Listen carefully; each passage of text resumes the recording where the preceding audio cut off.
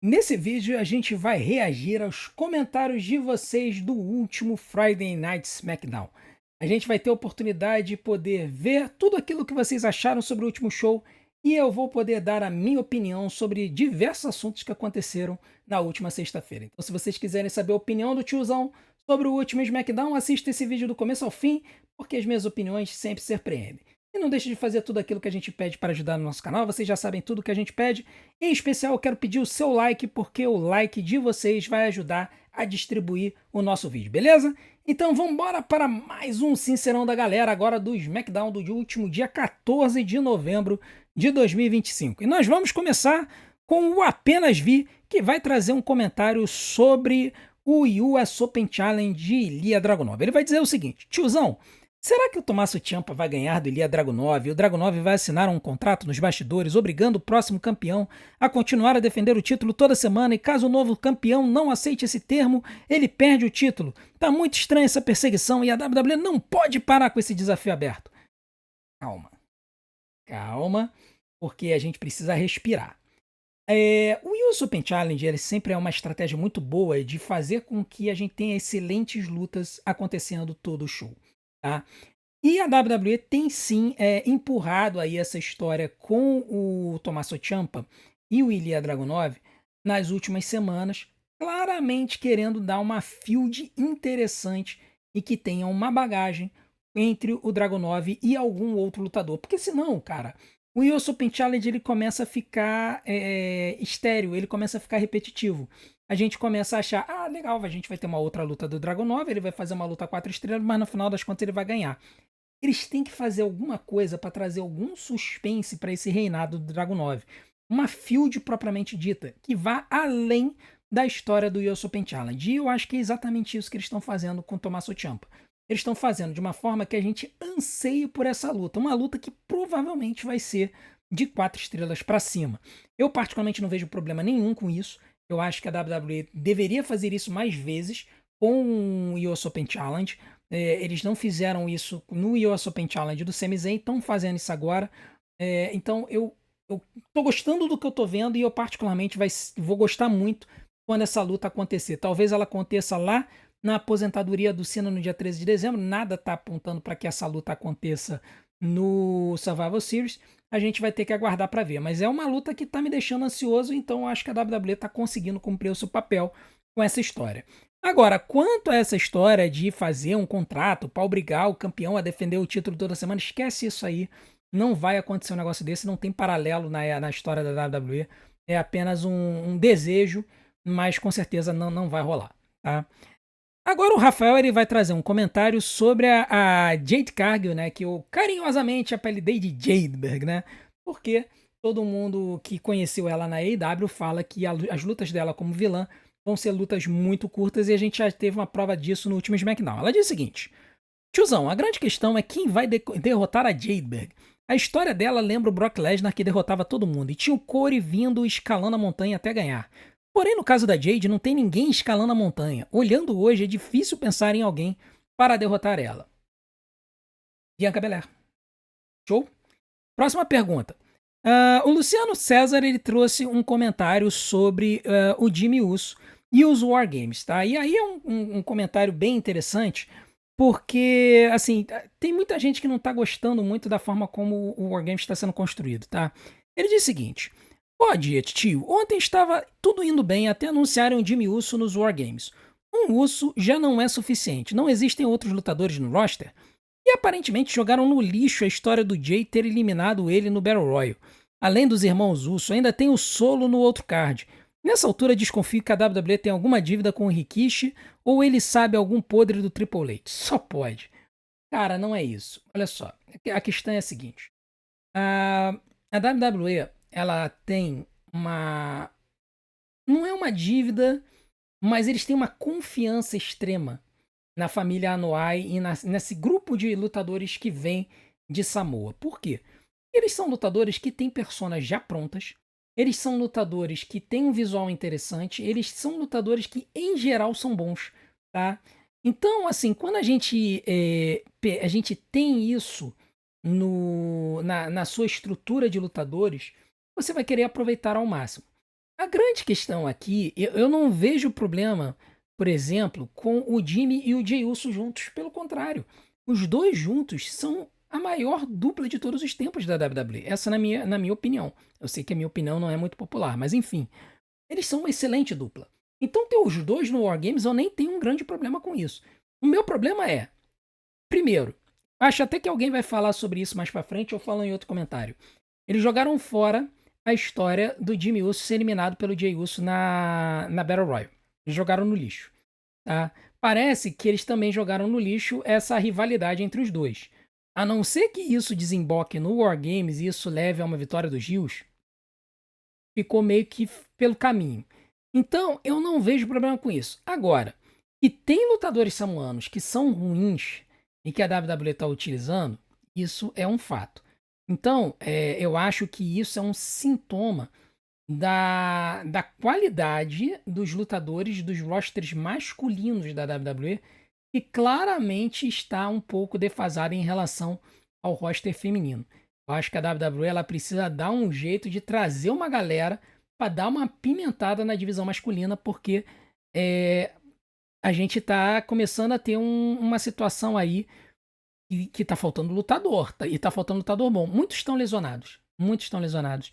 E a WWE tinha que dar um jeito de trazer uma galera aí, porque se continuar desse jeito, a gente só vai ter samoano lutando nos rings pelos próximos tempos. Agora o Cauê Martinelli ele vai trazer um comentário sobre o Bron Breakker, né? E aí ele vai dizer o seguinte. Sincerão da galera, não entendi o ataque do Bron Breakker no Corey. Se os visionários querem dominar tudo, por que não investir nessa luta pro Bronson se tornar campeão? Depois poderiam buscar o título mundial do Raw pro Breakker. Não acharia isso legal, mas do ponto de vista lógico, é o que faria mais sentido. A luta de sexta foi preguiçosa. Eu não acho que a luta de sexta foi preguiçosa, eu acho que o booking foi preguiçoso, né? Porque, e foi tão preguiçoso que faltou lógica, e eu concordo com você.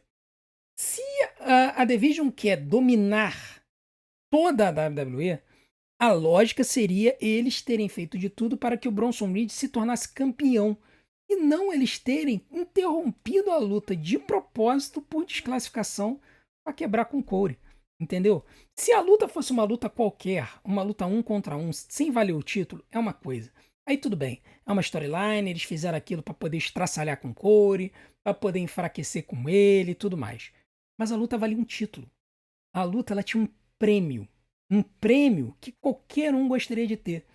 Cara, se eu tivesse na posição do Bronson Reed, eu teria ficado muito bolado. Eu teria ficado muito bolado. A minha vontade teria sido de arrancar a cabeça do Bron Breakker. Bom, mas eu tô aqui, eu tô lutando pelo título e você vem do nada e você interrompe a luta? Por quê? Deixa eu ganhar o meu título, depois eu te ajudo a ganhar o seu. É o que você falou. A Division poderia ter tentado segurar os dois títulos, do Raw e do SmackDown. Por que não? Mas, realmente, naquela ideia de, vamos fazer uma história para parecer que a gente tá querendo destruir o Corey, eles acabaram dando mole por uma incoerência, né? Eles não deveriam ter colocado o título em jogo na luta.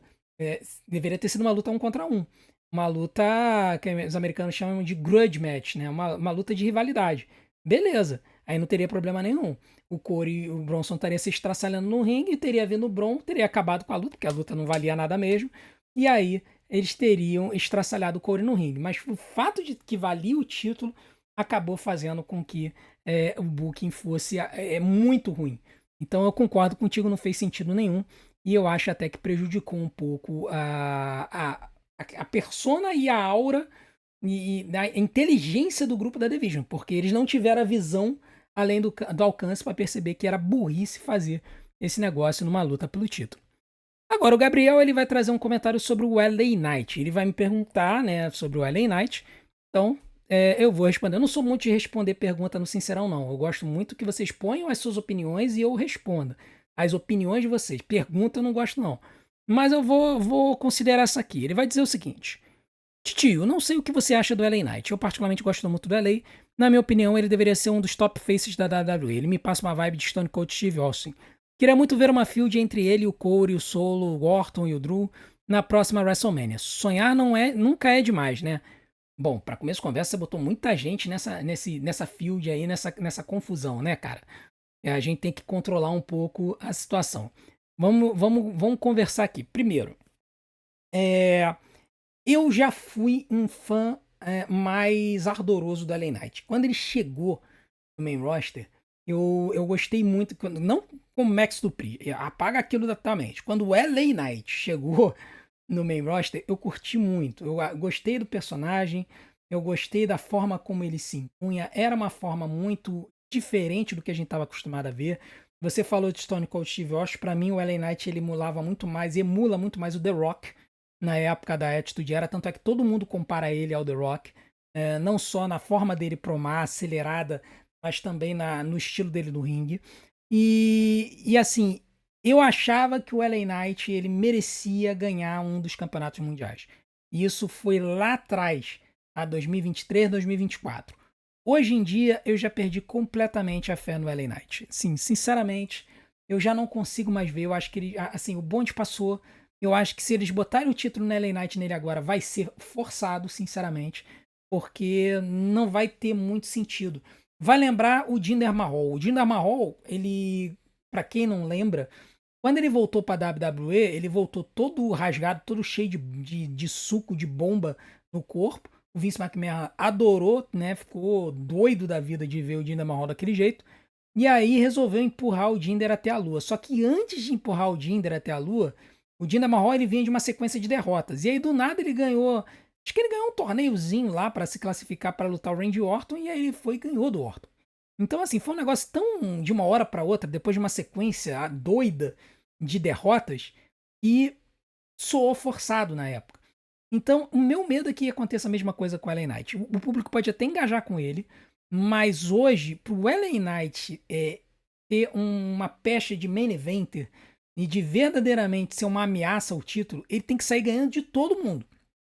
Ele vai ter ganhado o Corey, ele vai ter ganhado o Solo, vai ter ganhado o Orton, vai ter ganhado o Drew, vai ter ganhado de todo mundo, vai ter ganhado o Sammy, vai ter ganhado. Cara, vai ter ganhado de todos os main eventers, tá? Para que ele possa ter essa pecha de novo. Então vai ter que ser um trabalho de longa data. Eu não acho que vai ser para a próxima WrestleMania. Eu acho que a próxima WrestleMania está reservada aí para um semi-zen da vida, ser elevado ao posto de campeão mundial. E aí depois disso, cara, aí tudo vai depender do booking da WWE. Eu, particularmente, já não consigo mais ver o LA Knight como campeão mundial, mas, assim, pela história dele, pelo tempo dele na WWE e na luta livre, eu não me importaria de vê-lo como campeão. Mas já não tenho mais a mesma empolgação que eu tinha lá atrás. Agora, tanto o Murilo Rodrigues quanto a Agatha Nicole trouxeram comentários sobre o Survivor Series feminina. E aí eu queria trazer os comentários porque eles são um pouco antagônicos, mas são interessantes porque se conjugam, tá? O Murilo ele diz o seguinte: tiozão, eu acredito que essa decisão do Triple H é incoerente, pois se olharmos para o Survivor Series de 2022, acredito eu, a Charlotte se aliou a Becky Lynch. Então esse argumento de que a Charlotte não se aliaria a Rhea por terem uma história de rivalidade não faz sentido, visto que a rivalidade dela com a Becky é muito maior e mais antiga.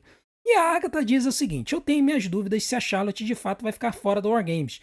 Na minha opinião, isso só faz parte da storyline para que não ficasse sem sentido, já que a Rhea e a Charlotte tiveram uma feud muito intensa no passado.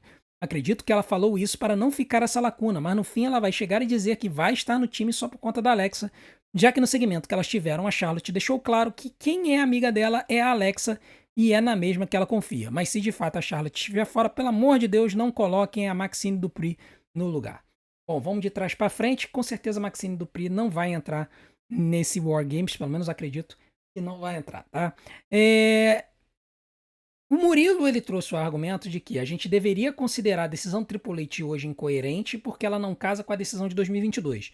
Porém, na minha opinião, a decisão de 2022 foi incoerente, a decisão de agora é que está coerente, tá? Eu acho que a gente não pode, na luta livre, cometer o mesmo erro duas vezes. Tá? Não é porque a gente cometeu um erro no passado que a gente vai cometer de novo. Não é porque a gente foi incoerente no roteiro anos atrás que a gente vai cometer o mesmo erro, tá? Então, eu acho que, cara, faz muito mais sentido uma pessoa não querer se aliar a uma mega rival sua do que a pessoa esquecer o seu passado do nada, tá? Como aconteceu com a Charlotte e a Becky Lynch. Então, na minha opinião, a decisão Triple H hoje ela é muito mais coerente do que a decisão que foi tomada lá atrás, em 2022. Agora, com relação a Se a Charlotte vai ou não vai participar do War Games, pra mim, eu tô com a Agatha. Eu acho que ela vai participar. Porque o ataque das Kabuki Warriors e da Lash Land da Nia Jax na Alexa e na Rio nos bastidores, depois que a Charlotte foi embora, já indica que é, talvez a Charlotte volte. E se a Charlotte voltar, com certeza ela vai voltar para um mega pop. Tá? O público vai à loucura com o retorno dela. Então eu acho que só a gente precisa ter um pouquinho de paciência.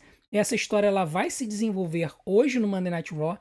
E eu acredito que ela vai caminhar para a Charlotte Flair voltando para o grupo. E com relação à quinta pessoa que vai estar indicada ao lado, eu acho que a Becky Lynch vai ser uma das lutadoras.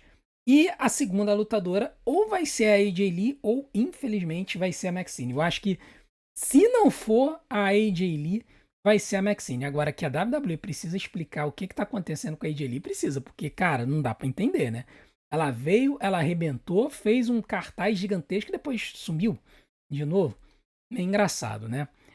Agora, para terminar, a gente tem um comentário sobre a previsibilidade do booking da WWE.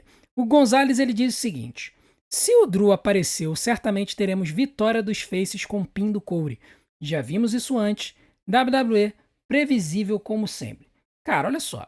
Muita calma nessa hora, tá? Muita calma nessa hora. Porque a gente precisa entender duas coisas. Primeiro, quando a gente acompanha a luta livre há muito tempo, a gente consegue enxergar os padrões do booking, tá? E isso acaba estragando um pouco o produto pra gente, porque a gente consegue prever o que a WWE vai fazer. Mas não necessariamente a WWE vai fazer o previsível. Basta a gente se lembrar que na semana passada, no Monday Night Raw, a gente teve um dos shows mais imprevisíveis do ano. Tá? Então, a gente precisa entender que a WWE ela tem capacidade de nos surpreender, sim.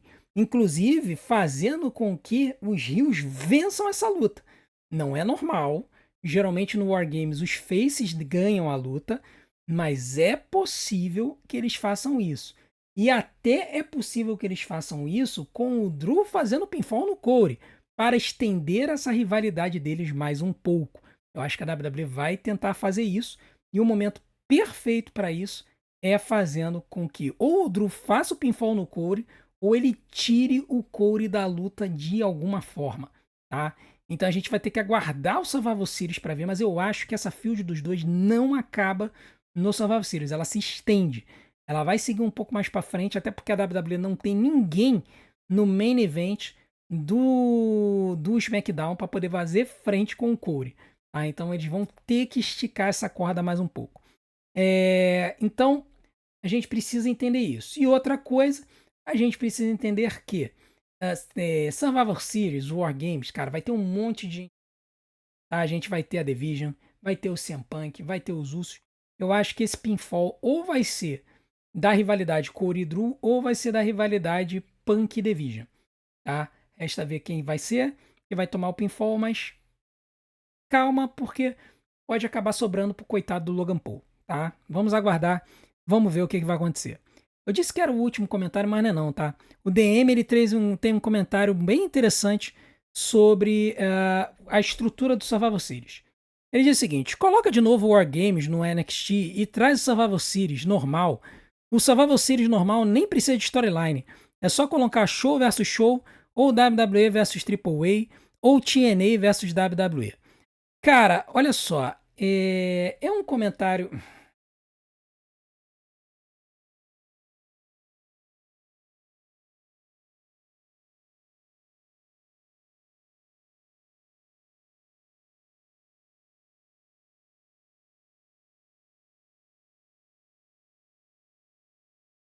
Agora, o senhor Gonzalez ele trouxe um comentário sobre a participação do Drew nesse War Games e como que ele vai se desenvolver. Ele trouxe o seguinte: se o Drew apareceu, certamente teremos vitória dos Faces com o pin do Corey. Já vimos isso antes, WWE é previsível como sempre.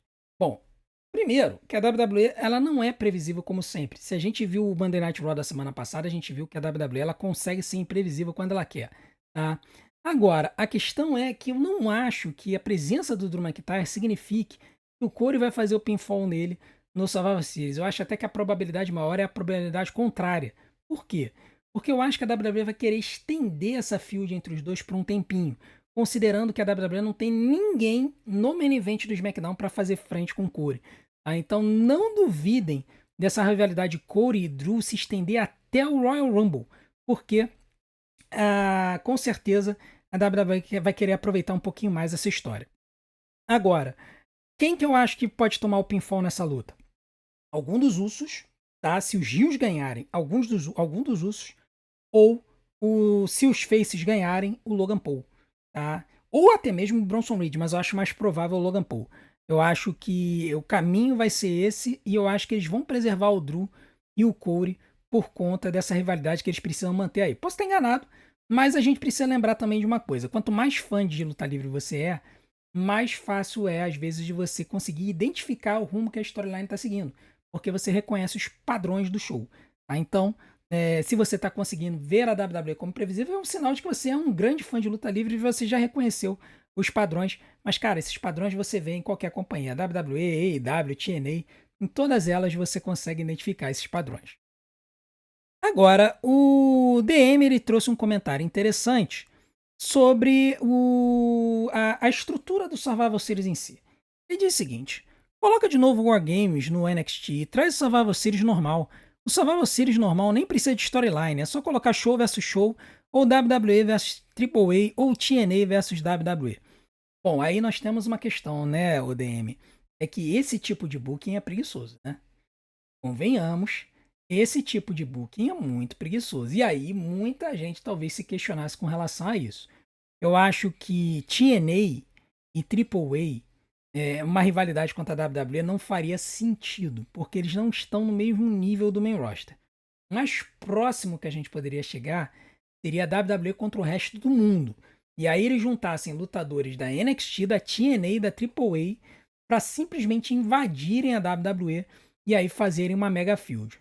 Mas, assim, de que adiantaria isso se não fosse para trazer uns novos talentos para o main roster? Tá me entendendo? Eu particularmente acho que dá para você fazer boas lutas de estilo Survivor Series construindo histórias. Até porque a WWE tem vários grupos. Por exemplo, uma das lutas poderia ser envolvendo a Judgment Day. Até alguém chegou a comentar que as lutas de eliminação poderiam ser lutas intergender, ou pelo menos mixed, né? Então poderia ter lá mulheres e homens envolvidas, e aí, meu amigo, você se vira lá na hora de você fazer a estrutura. Mas, cara, eu particularmente gosto muito das lutas de Survival Series, gosto mesmo. Eu acho que daria para você construir algumas lutas e fazer um bom show. Mas eu acho que poderia até caber o War Games, tá? Talvez o Survivor Series precise ser pensado para um show de 2 noites, tá? Porque eu acho que a WWE vai acabar caminhando para isso. Todo show que tiver luta muito grande é capaz de eles estenderem para 2 noites no futuro aí, nos próximos 2 anos. Porque faz muito mais sentido. Você faz um show em que você termine com uma luta grande. Então, por exemplo, Royal Rumble, Money in the Bank, Elimination Chamber. Você termina uma noite com uma luta grande, você termina outra noite com outra luta grande. E aí você não ocupa o card inteiro com 2 lutas grandes e depois você colocar mais 2 lutas para encher o card. Né? Então, o Survival Series eles poderiam fazer isso. Poderiam fazer algumas lutas de Survival Series, algumas lutas normais, terminar uma noite com um Wargames e terminar outra noite com outro Wargames. Daria para fazer. Mas eu particularmente prefiro as lutas de eliminatória de Survival Series do que o Wargames. Acho que o Wargames para mim meio que cansou, sinceramente. O Júlio Silva, ele traz um comentário que é polêmico, porque é uma resposta a um vídeo que eu fiz aqui no canal sobre a aposentadoria do Cena. E aí, meu amigo, aí é papo pra gente trocar uma ideia aqui. Ele diz o seguinte: tiozão, na boa, cara, é a última luta do Cena, cara. Ele é lenda. Merece uma última luta nostálgica com alguém que tem história com ele. Não tem sentido elevar novo talento. Essa vontade do Cena também nem ele sabe o que é melhor pra ele. Desculpa, mas é a última luta do cara mais sinistro da WWE. Cara, desculpo você perfeitamente. Você tá desculpado, porque a sua opinião tá completamente errada.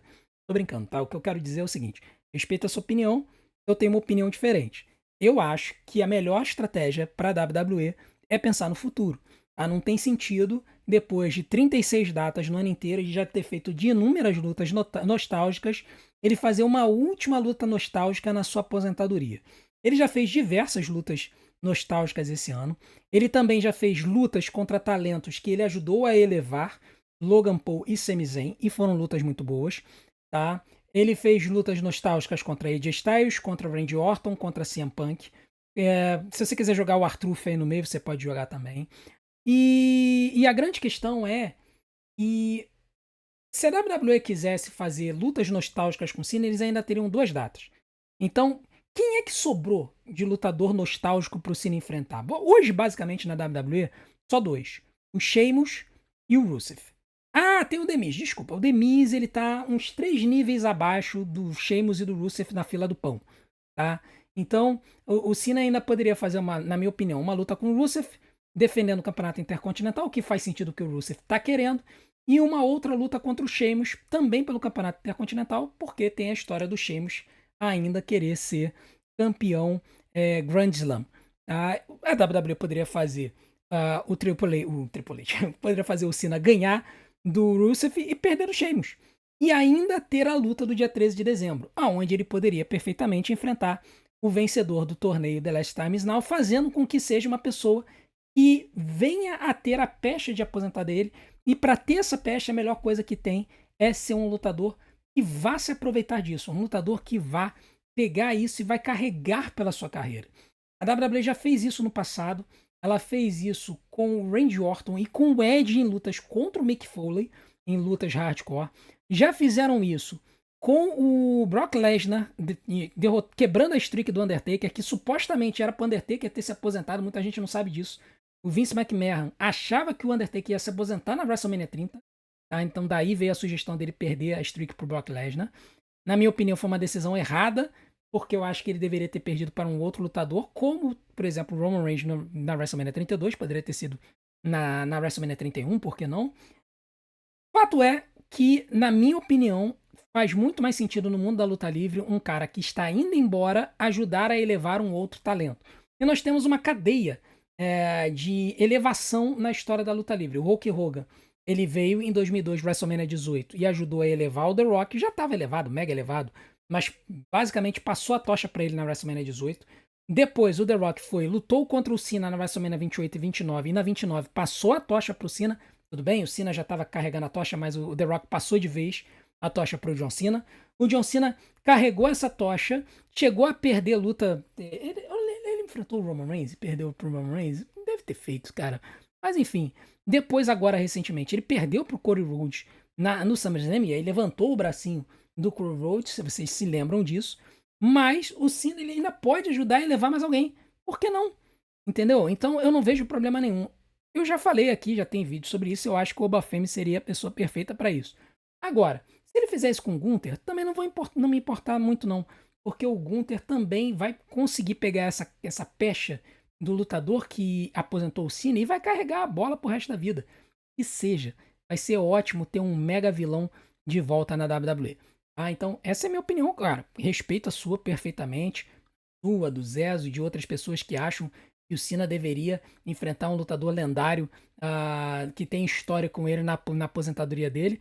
Para mim, o único lutador que faria sentido o Cena enfrentar no dia 13 de dezembro que fosse lendário seria o Edge. É o único, na minha opinião, que teria essa condição de chegar e chegar a dizer assim, olha, essa luta é uma luta que merece acontecer na aposentadoria do Cena. Só que como a gente tem esse raio desse torneio e a gente sabe que o Edge tá preso lá na AEW, não vai acontecer. Então, amigo, é Cena Orton. É Cena Orton. Orton não vai acontecer, que já aconteceu. É Cena Gunther ou é Cena Obafemi. Fora isso, é coisa do maligno. Acho que não vai ter nenhuma outra possibilidade diferente nessa questão da aposentadoria do Cena. Beleza? Bom, essas foram as minhas opiniões sobre as opiniões de vocês. Agora, eu quero saber as suas réplicas. Coloque aqui nos comentários o que vocês acharam sobre esses comentários que a gente teve essa semana. E não deixe de estar com a gente nos shows que nós teremos esta semana. Nós teremos live do Monday Night Raw hoje, teremos live da NXT amanhã e teremos live do SmackDown na sexta-feira. Beleza? Conto com a presença de vocês. Hoje, 9h30 da noite, o último Monday Night Raw de John Cena. Com certeza vai ter coisa especial que vai ser no Madison Square Garden. Não deixe de continuar apoiando o nosso canal. Deem uma olhadinha nos nossos links de afiliados dos produtos da nossa lojinha aqui embaixo. Vocês não precisam comprar esses produtos, basta vocês clicarem no link e acessarem o Mercado Livre ou a Shopee. E qualquer coisa que vocês comprarem lá, vocês já vão estar ajudando o tiozão com uma pequena porcentagem para que a gente possa manter o nosso canal. O preço do produto vai ser o mesmo para vocês. Eu apenas vou ganhar um percentual porque é um link de afiliado e eu ganho um pouquinho com isso. Beleza? A gente se vê mais tarde. Não deixe de ver nossos outros conteúdos. Vou deixar algumas opções aqui na tela para vocês. Não deixem de assistir. A gente se vê do outro lado. Um grande abraço. Até a próxima.